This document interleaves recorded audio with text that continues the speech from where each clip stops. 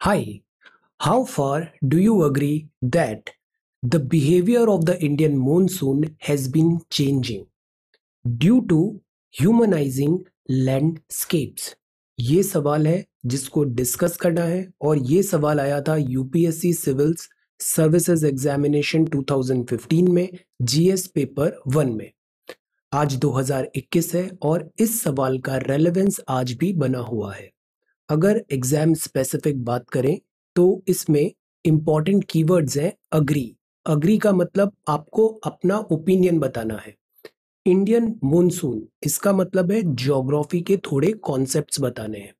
Monsoon is changing, इसका मतलब है मॉनसून के स्पेटियल और टेम्पोरल पैटर्न को हमें एक्सप्लेन करना है। ह्यूमनाइजिंग लैंडस्केप, इससे मतलब है उन सभी buildings, roads, cities, dams, industries etcetera को हमें एक्सप्लेन करना है जिनके कारण मॉनसून पैटर्न ऑल्टर हो रहा है। डिस्कस का मतलब होता है आंसर में इंट्रो, बॉडी और कंक्लूजन होगा। क्लैरिफाई करना पड़ेगा टॉपिक को, इसके कीवर्ड्स को डिफरेंट एंगल्स से सोचना पड़ेगा, अपनी ऑब्जर्वेशंस एंड फाइंडिंग्स भी बताना पड़ेगा। सो मॉनसून क्या है? So seasonal reversal of winds in the Indian subcontinent is called monsoon. Monsoon ये एक अरेबिक वर्ड है, मौसम। अरेबिक कनेक्शन क्यों है? Because Arabic travellers used to come to India monsoon की विंड्स की हेल्प से। They used to plan their travel according to prevailing winds. जब समर में winds sea to Indian continent आ रही होती थी तो ट्रेडर्स भी इंडिया आ जाते थे। Go with the flow. After that winters में जब रिवर्सल ऑफ विंड्स होता था, विंड्स ब्लो करती थी from Indian subcontinent to the sea, तो ट्रेडर्स भी वापस अपने होमलैंड अरब चले जाते थे। Go with the flow, very smart. So geography की बात करें तो when winds travel from sea to land, it will bring water along with it और इससे होगा rainfall on the lands. As a result, summer season जब आता है तब होती है बारिश, क्योंकि विंड्स ब्लो हो रही है फ्रॉम सी टू लैंड और अपने साथ ला रही है बारिश। जुलाई, अगस्त, सितंबर में, जिसको नॉर्मली हम मॉनसून सीजन बोलते हैं, इस टाइम पे होती है बारिश। वैसे तो रिवर्सल ऑफ विंड्स का सिंपल सा रीजन है differential heating of the land mass. Differential heating of the land mass. See, world का डिफरेंट प्लेसेस है, डिफरेंट प्लेसेस में डिफरेंट सोलर इंसोलेशन होता है, सन की एनर्जी डिफरेंट आती है। ऐसा क्यों? बिकॉज सन का एपरेंट मूवमेंट होता है between tropic of cancer 23.5 degree north to tropic of capricorn 23.5 degree south. इन दोनों के बीच में because of earth revolution tilt sun apparently move करता नजर आता है, एक्चुअल नहीं, एपरेंट। अब इंडिया से ट्रॉपिक ऑफ कैंसर पास होती है, किन सब स्टेट से पास होती है ये आप बताइए। सो डिफरेंट लैटिट्यूड का मतलब होता है different solar insolation. Additionally water की स्पेसिफिक हीट ज्यादा होती है, it warms up and cools down slowly. Land जल्दी ठंडी भी होती है और जल्दी गर्म भी होती है।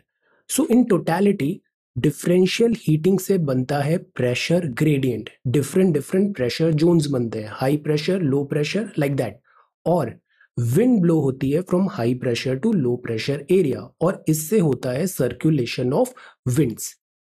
वैसे ये सब इतना आसान भी नहीं है, ये बड़ा कॉम्प्लेक्स टॉपिक है। इसको कॉम्प्लेक्स करना है तो इसमें हम ITCZ डाल देते हैं, तिब्बतन प्लेटू डाल देते हैं, जेट स्ट्रीम का कॉन्सेप्ट लगा देते हैं, El Nino and La Nina लगा देते हैं, positive and negative Indian ocean dipole है, etcetera etcetera.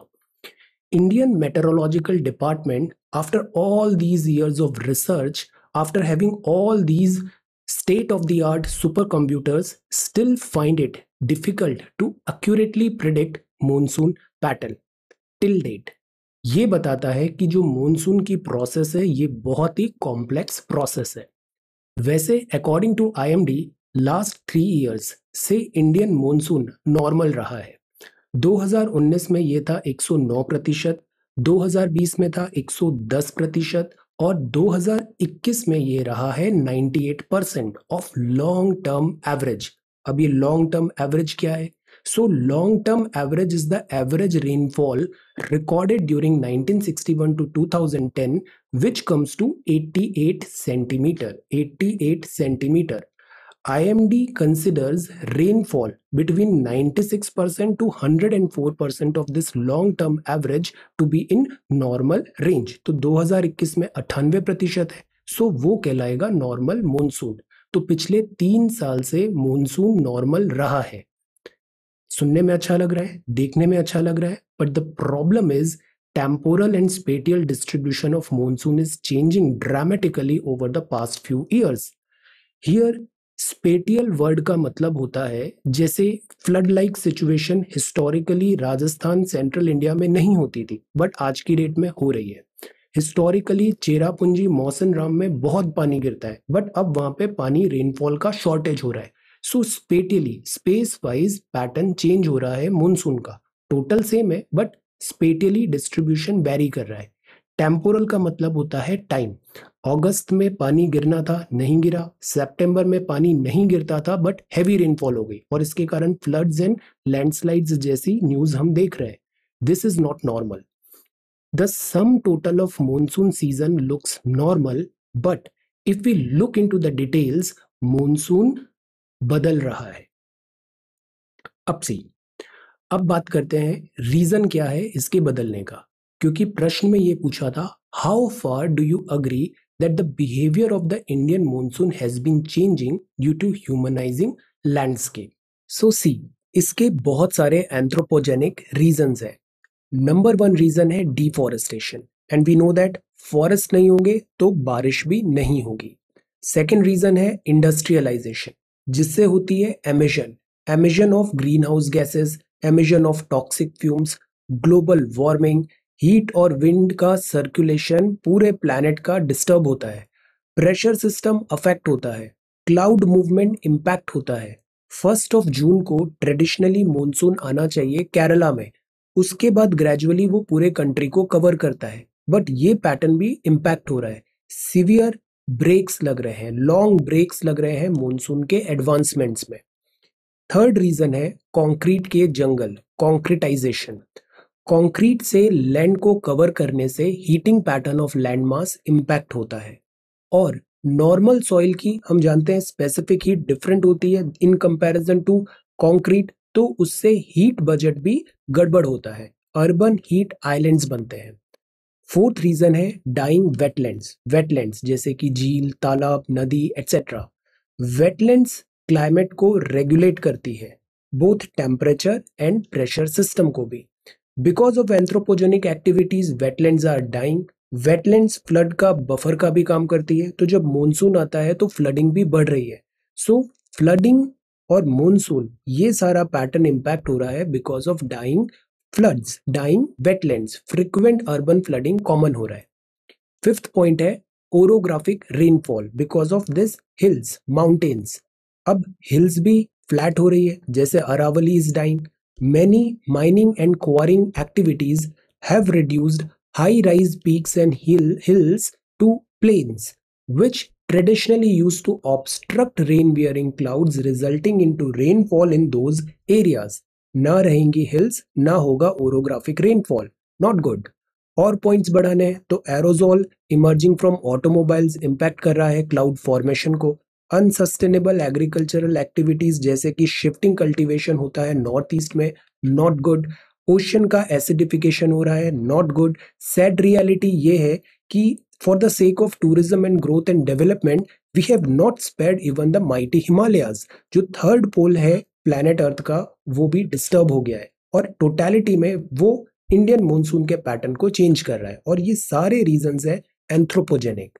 So we do agree that the behavior of the Indian monsoon has been changing due to humanizing landscapes, floods, droughts, diseases, energy, economic crisis। इन सब के direct consequences हैं जो आजकल रोज newspaper में आते हैं। Severity और इंटेंसिटी बढ़ रहे हैं। अब आखिर में वे फॉरवर्ड पॉजिटिव होना चाहिए। So, to save our lives, save forests, go for clean energy. Take IPCC 6th assessment report seriously.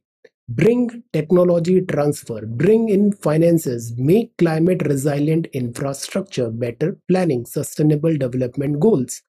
और फिर एक कोट है, rain clouds come floating in, not to muddy my days ahead, but to make me calm, happy, and hopeful. So that's all for today. Thank you so much for watching this video. See you tomorrow. Take care, study well, and be safe.